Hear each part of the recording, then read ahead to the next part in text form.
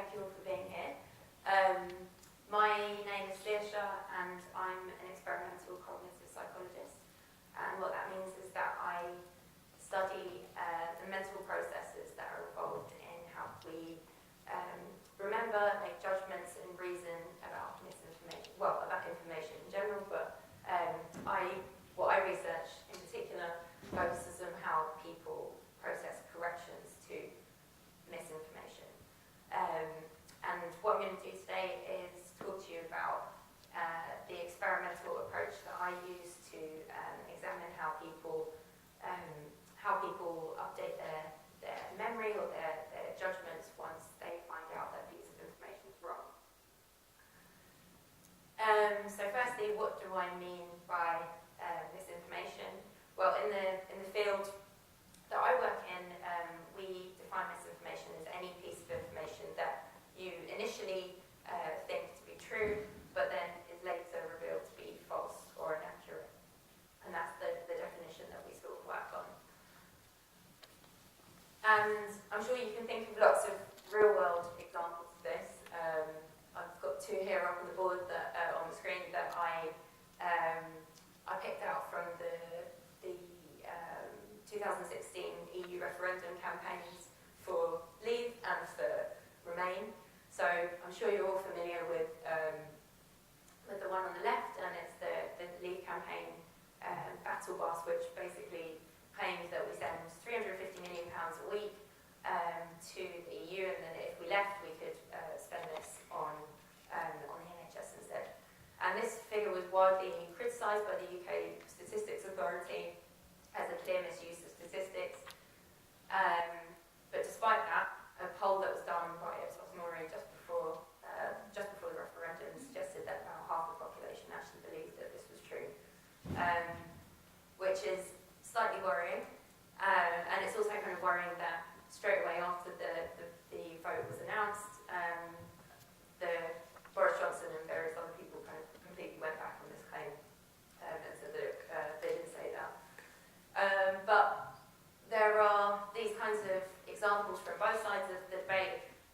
There was also a claim made by the Treasury in the Treasury report that Brexit would cost UK households £4,300 a year. And this again was fact-checked and found to be misleading at best. So you can see how we have these pieces of information which are misleading or inaccurate, and that they can kind of enter into our understanding of how things work and potentially influence the decisions that we make or the judgments that we make about things. So, I'm not sure how well you can see this, but there are different ways that misinformation can be disseminated or circulated, and it can often be something that's done deliberately, and I think that kind of speaks more to the fake news, which Andreas was talking about earlier, but it can also happen unintentionally, just as an inadvertent consequence of reporting unfolding events. So on the left here, I don't know if you recognise this, but both these examples were from after the Westminster terror attack.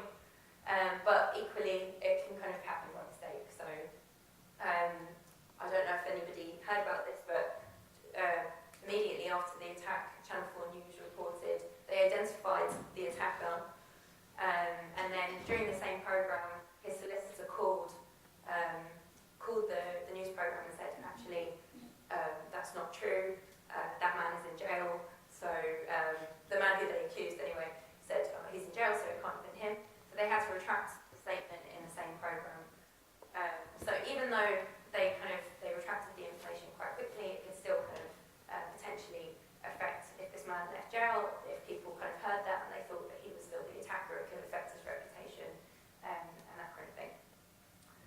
So, why is this concerning? Well, a lot of cognitive psychology research suggests that you can't unring a bell. And what I mean by this is that once something's been said, it's very difficult for us to disregard or to ignore that information. So it kind of can linger about in our understanding or our memory and potentially influence us.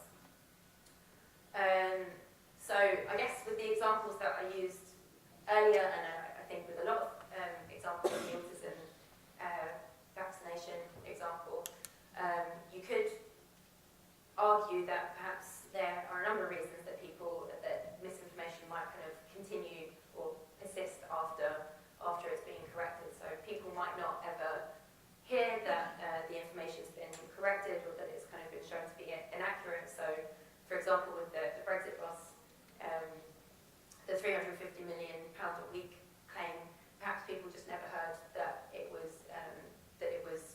discredited.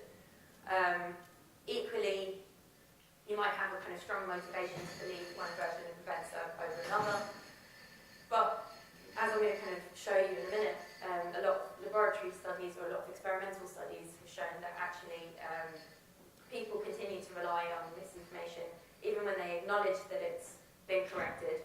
They understand that it's been corrected, and they don't really have an inherent reason or motivation to believe one version of events over another. Oh, okay, that's in a different place. Never mind. So I'm just going to walk you through the experimental paradigm that I use to kind of examine how much misinformation kind of continues to influence our reasoning and our memory after it's been corrected.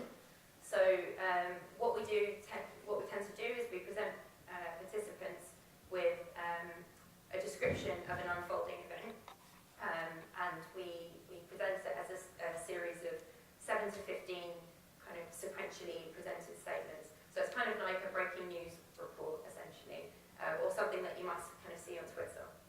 And one of the kind of really common examples or common stories that we use in this area of research is about a fire at a warehouse, at a stationary warehouse. So people learn firstly that there's been a serious fire at a warehouse, and then they get some additional information, just kind of building the story a little bit. So they learn that the security guard smelled smoke and then raised the alarm. And then after that, we present them with a piece of information that is the target information that we're interested in, how much this piece of information later influences their reasoning. And we tell them, oh, well, there was some careless storage of oil paint and gas cylinders, and this probably caused the fire. And then later they get some more kind of event information, so we tell them about firefighters taken to hospital. And then usually there are two different experimental conditions. So there's one where people get a correction. So we tell them, actually, police confirmed that there was no flammable liquids present before the fire at the warehouse. Or they get a control message, which is kind of a neutral statement, and this allows us to compare a situation where people received a correction to misinformation and where they didn't receive any correction. So people might learn that the injured firefighters has just been released from hospital. And then finally, they get told about the end of the story, so the fire's out, the warehouse has been destroyed. Once they've read the story, we ask them a series of questions. So we ask them questions that examine their causal understanding of the event. So this piece of information that we get, the target misinformation, provides a potential causal explanation for the outcome, which is the fire.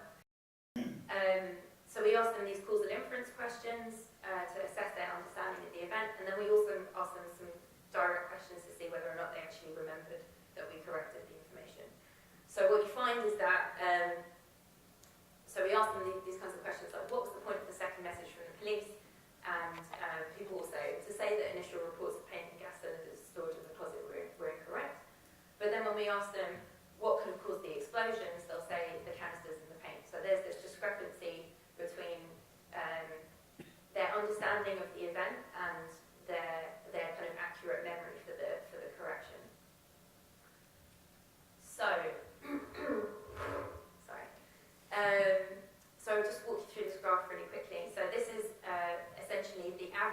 number. I forgot to mention as well, what we do with these responses is we code them according to whether or not they show that people have continued to rely on the misinformation after it's been corrected. So then we count up the number of times that they refer to, participants refer to the misinformation in the different conditions. And what you can see here is the average number of times that participants refer to misinformation after a correction in blue, and then when they don't get any correction in pink here. And what we would expect to find if a correction was fully effective at removing the influence of misinformation would be that this blue bar should be somewhere near to 0. But that's rarely ever the case in some circumstances. But what we typically find is that a correction will halve the number of times that people refer to misinformation, but it rarely ever is fully effective at removing the influence of misinformation. So, why doesn't a correction why isn't it effective at removing the influence of misinformation? So one of the kind of main theoretical arguments or ideas is that it's to do with how we represent information in memory. So when we kind of have incoming information about an event, we represent it in a sort of causal model, and when we invalidate the misinformation by correcting it, then we create a gap in a person's understanding, their causal understanding of the event. And when we remove this, basically people don't like to have incomplete models, so they rather have an incorrect but complete model to an incomplete but correct one.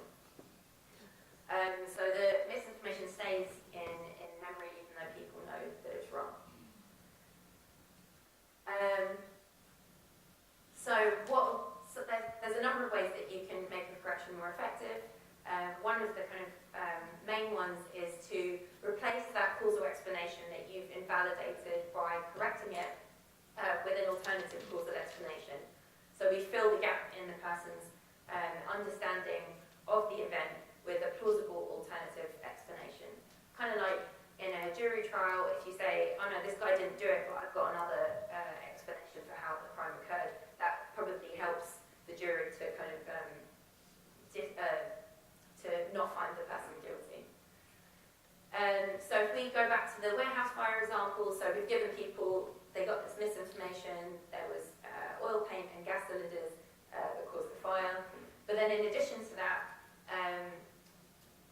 we would give them an alternative explanation. So we say, police confirmed there was no flammable liquids there, but there were arson materials found there. So there was steel drums that contained gasoline, and it suggests that this was a plausible kind of alternative explanation for what happened. So this is all to do with kind of trying to make sense of what happened, essentially.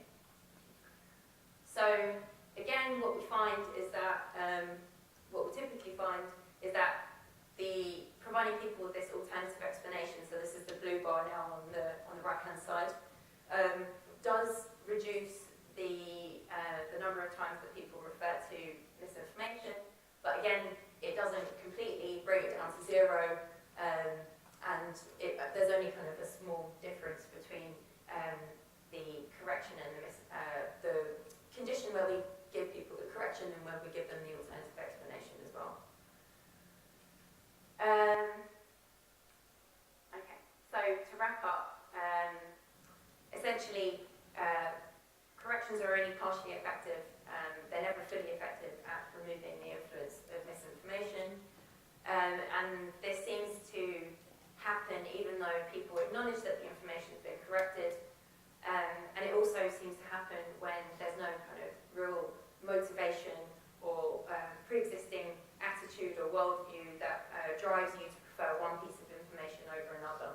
So it seems to be much more basic than that in the sense that it's actually a lot to do with how we represent information in memory and how we make judgments about these representations. That's it. Yeah.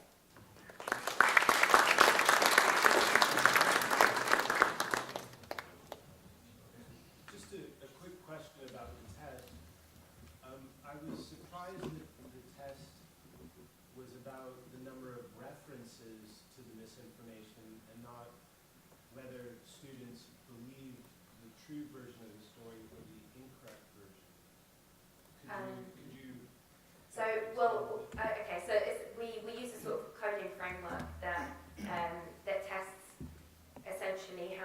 is influenced, the misinformation has continued to influence their understanding of the description of the event that we've given them. So it's very difficult to talk about belief in these kinds of situations because it's a hypothetical description of an event, essentially. So, you know, I'm not sure if we can talk in those terms, but what we test is, has it affected their comprehension of the event? Why couldn't you just ask them something like, what happened? Well, we do that as well.